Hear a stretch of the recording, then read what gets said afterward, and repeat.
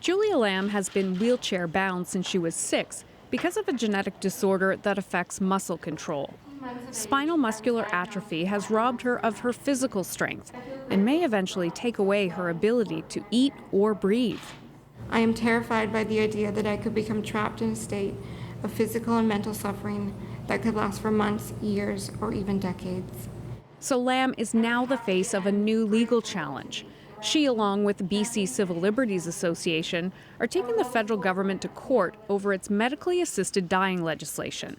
Lamb and others who don't have terminal illnesses would like to have access to assisted death if suffering becomes intolerable. It leaves behind those who will suffer only a lifetime of suffering. It leaves behind those who will suffer the most. The people who were included in the Carter decision have been cut out. The BC Civil Liberties is the same group that argued the Kay Carter case, which led to the legalization of assisted death across Canada. Last year, the Supreme Court of Canada ruled that assisted death should be made available to all consenting, severely ill adults who face intolerable suffering. You can get me my iPad.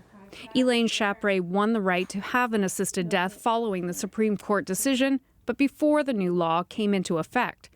She was suffering from advanced multiple sclerosis and died at home in the presence of a physician on May 2nd. Her husband says the rights established by the Supreme Court Carter decision were taken away by the government.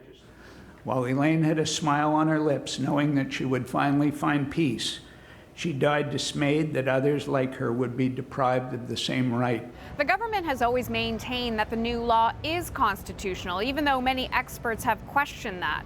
The BC Civil Liberties Association hopes that this new challenge can be expedited.